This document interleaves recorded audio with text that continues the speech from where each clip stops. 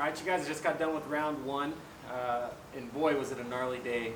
First and foremost, I was very nervous. My very first Q school. The first three holes for me in general in tournaments, I do feel a lot of nerves, and this one was pretty surreal actually, like how nervous I was.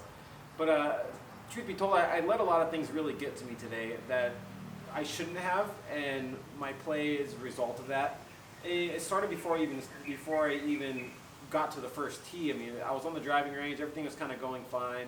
Warm-up was just fine. Wasn't hitting it too bad. I was working the ball both ways, so that was good.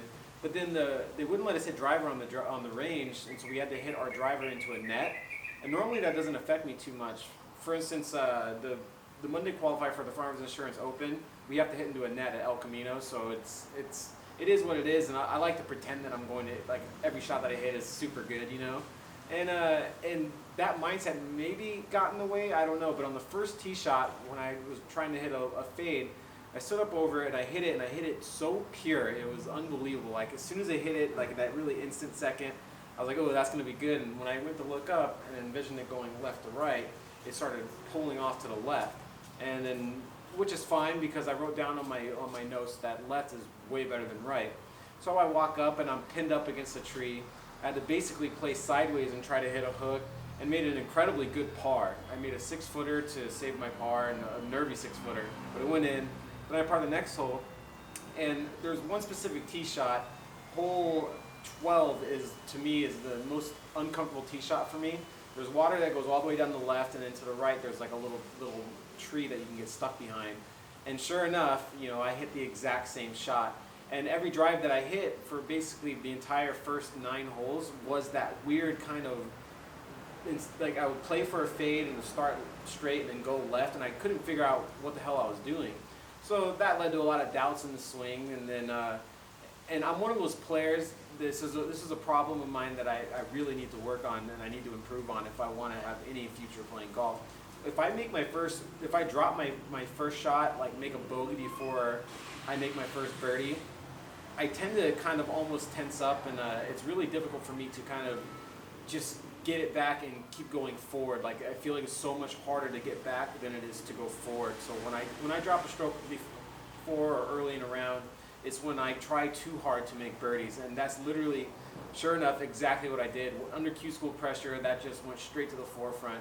So I made a double bogey on 12, and then I bogeyed a couple holes later, and then it was just kind of like, okay, this is not going good. And so I finished my first 8 holes. I'm still 3 over, and in my head, I'm like, okay, you have to remain patient somehow, you know, it's all right.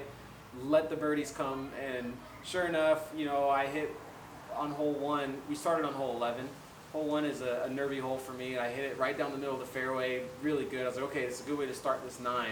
I'm in a divot, and then you know, I let that affect me, just like how I let the net affect me. I hit actually a pretty good shot, but it ended up being just short, maybe about 35 feet. And I putted a nice lag to about 3 feet going straight up the hill, and it was just like a really crazy moment where I missed that putt, where I like let myself miss that putt. It was super crazy. And so that really rattled me. And then we go into a difficult par 3 with water and stuff like that. And I knew if you hit it left, you're kind of in trouble. When I wrote down on my little notebook that was the number 5, I can't miss it left in that pin. And sure enough, it's into the wind. I tried to squeeze a low draw, pull it left, and I'm trying to bang it into this hill because I'm short-sighted to kind of kill it. And I completely missed the hill, gas it over the green, down into the hazard.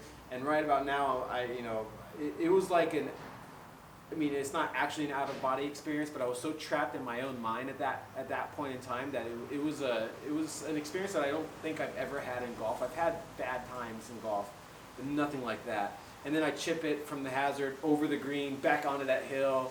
Somehow managed to get up and down from there and make double. And the next hole is a drivable par 4, and we had a bunch of time to kind of sit down and, you know, gather your thoughts. And I was sitting there going, holy crap, I'm 7 over par.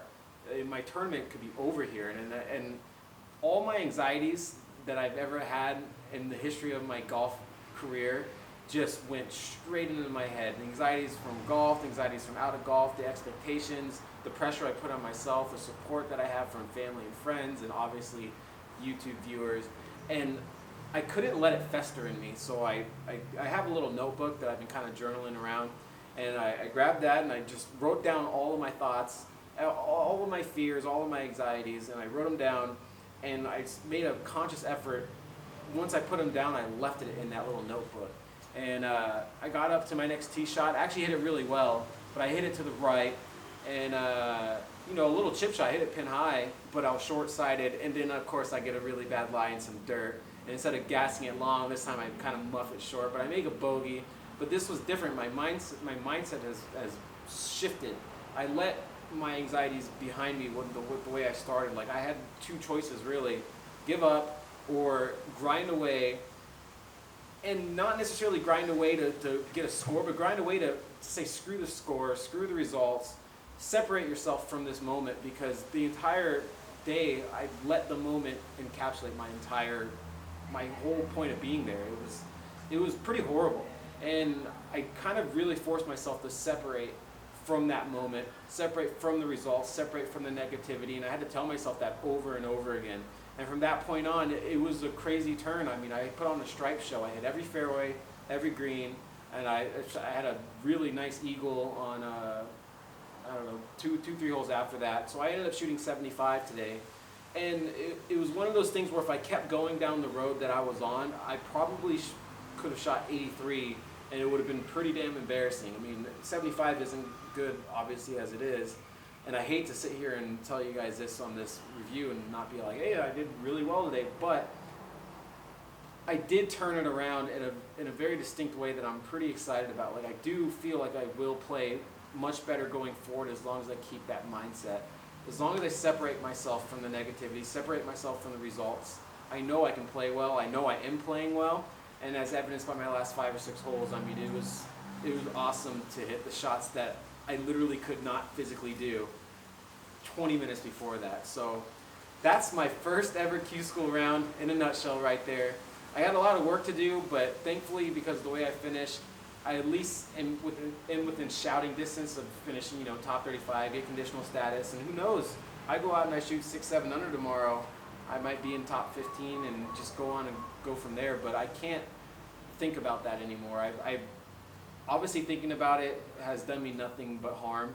So now it's just go out there, play some golf, one shot at a time. Results be damned. I got nothing to lose now. So, guys, everybody, thank you so much for the support. I hope you enjoyed this review, even though I know it's not what many of you wanted. Again, thank you so much.